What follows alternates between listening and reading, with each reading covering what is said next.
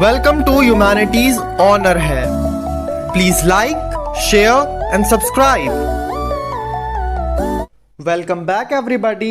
आज हम अपना next topic health care and equality discuss करने वाले हैं।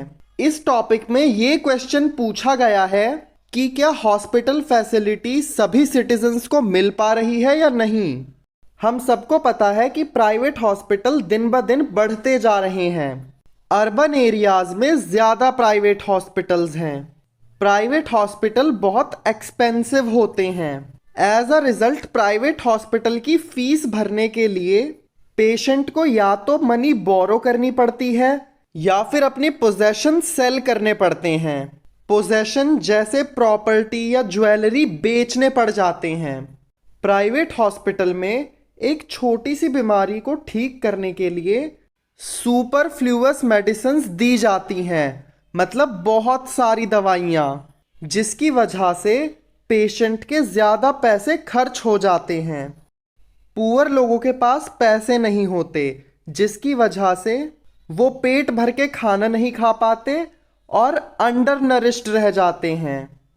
पुअर लोगों को ना तो पीने के लिए साफ पानी मिलता है और ना रहने के लिए साफ सराउंडिंग, जिसकी वजह से ये लोग बार बार बीमार पड़ते हैं। आई होप ये पढ़ने के बाद आपको पता लगा होगा कि किस तरह से एक पुअर इंसान बीमार पड़ता है।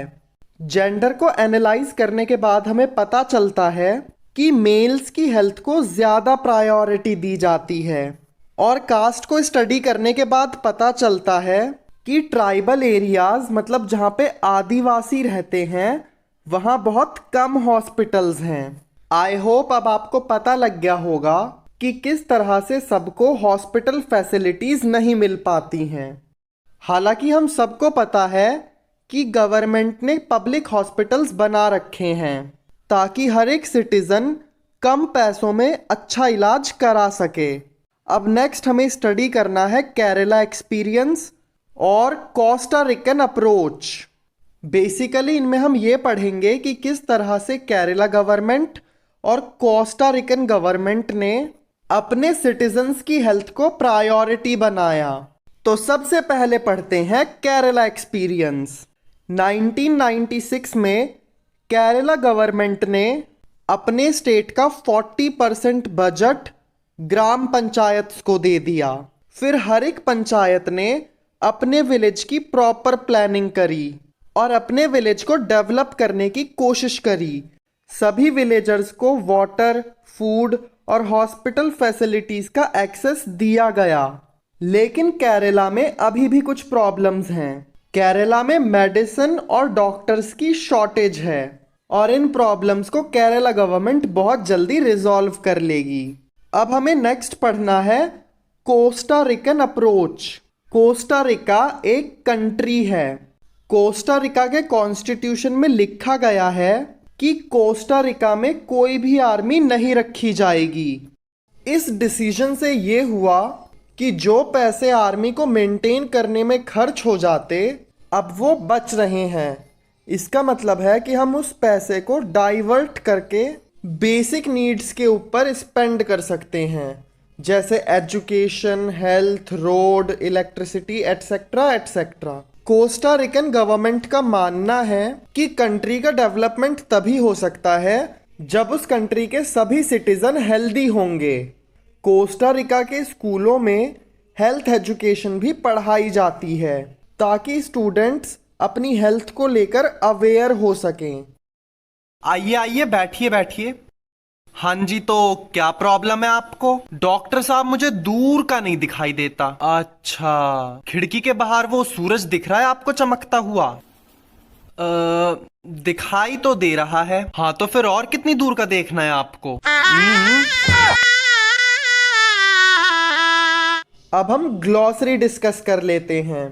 फर्स्ट वर्ड है OPD, मतलब आउट पेशेंट डिपार्टमेंट।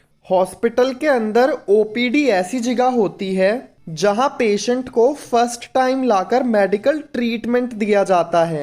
अगर पेशेंट की हालत बहुत ज़्यादा खराब हो जाती है तो उसे स्पेशल वार्ड में शिफ्ट कर हॉस्पिटल में एडमिट कर लेते हैं। नेक्स्ट वर्ड है एथिक्स।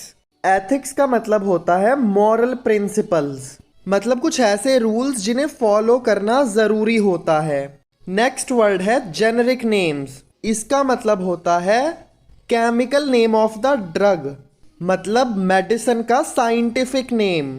जेनेरिक नेम की हेल्प से हम उस मेडिसिन के इंग्रेडिएंट्स पता लगा सकते हैं कि उस मेडिसिन में कौन कौन से केमिकल्स कितनी क्वांटिटी में डाले गए हैं।